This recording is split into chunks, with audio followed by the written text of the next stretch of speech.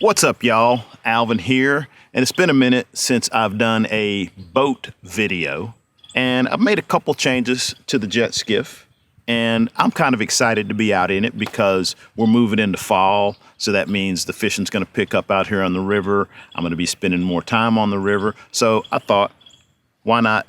Let's take a look at the boat and how I got it rigged up for this fall. In case you don't know, this is a Hog Island SW16, stands for shallow water 16, and I've got it rigged up with a 60-40 Taihatsu outboard jet. So the 60-40 means that it has an outboard jet pump instead of a prop lower unit. So it's a 60-40 because basically you lose about a third of your horsepower when you convert from a prop to a jet. Now, there's some real advantages to having the jet. The main disadvantage is that I've got the weight and the fuel consumption of a 60 horse and the performance of a 40 horse. And that's when everything is running exactly the way it should. The advantages of the jet is that I can go places I would never be able to go with a prop driven boat. So the jet, when I'm on plane, I probably have maybe this much of the lower unit, the jet unit, beneath the bottom of the hull. So if I'm on plane and I've got 6 inches of water, I'm pretty comfortable in 6 inches actually. So, and there's, not very many boats that you can do that. My flat skiff will run in 6 inches of water, but that's typically 6 inches of water over a sandy or muddy bottom. Out here in the river, we've got rocks. So 6 inches over gravel, 6 inches maybe occasionally dodging some big rocks, 6 inches maybe occasionally hitting a big rock. So there's things that you can do with the jet that you can't do with anything else. Now, we don't have big jets, so most people are going to run at least a 60-40, and a lot of times even on a boat this size, people will have up to like a 115 jet. Now that would convert to about an 80 horsepower. The reason why we go with the lighter jets is that we actually spend most of our time rowing the boat. So we use the jets to launch the boat at the put-in, we'll run upriver, and then we'll get on the oars and we'll fish basically like you would out of a drift boat. There's some real advantages to having the jet on rivers like the Colorado where we fish. It's a really long way between access points. So where I'm sitting now is about not quite halfway on a 12-mile section of river. And this is not a fast-moving river. So in a raft or a drift boat, 12 miles on a slow-moving river, especially if there's a headwind, and most of the time if there's a wind, it's a headwind out here, that is a long day of rowing. With the jet skiffs, we can motor up river. If we want to motor up the whole 12 miles, we can. And then when it's time to go home, we just fire it up and we shoot back down to the ramp.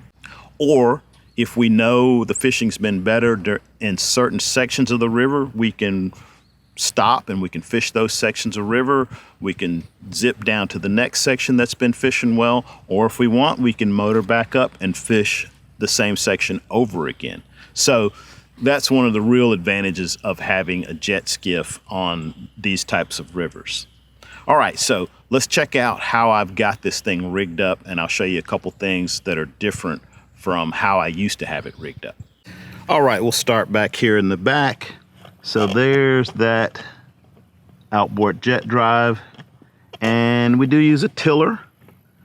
It takes up a lot less room in the boat, and I think the tiller is much more responsive, quicker reacting when we're trying to weave our way up a narrow, twisty river. Oars.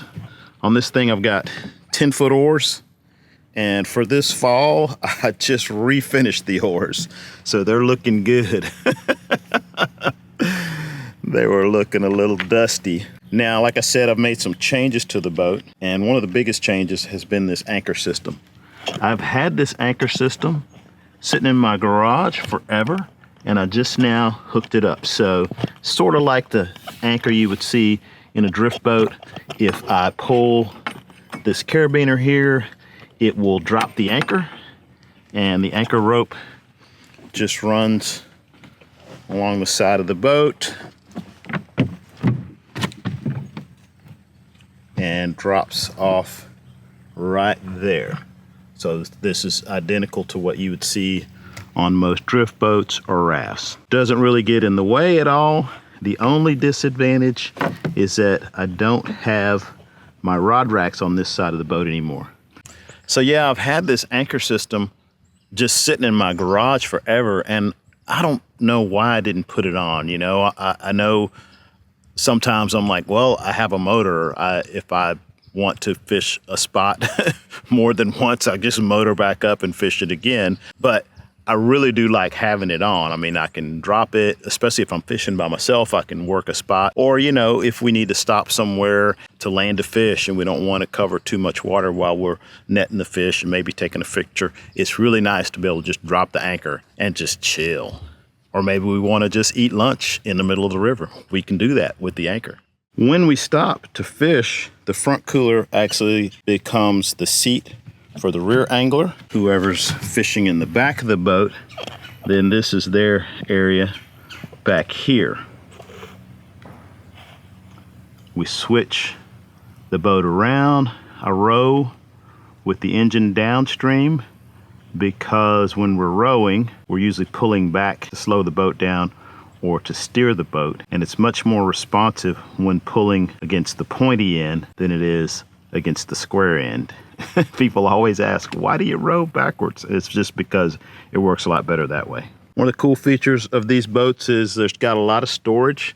So this is a front storage compartment here. Keep my fire extinguisher, some trash bags. It is not waterproof, which is a big disappointment to a lot of people. Just don't put anything in there that you don't want to get wet. The main storage is going to be here in the rear deck. And this is totally waterproof.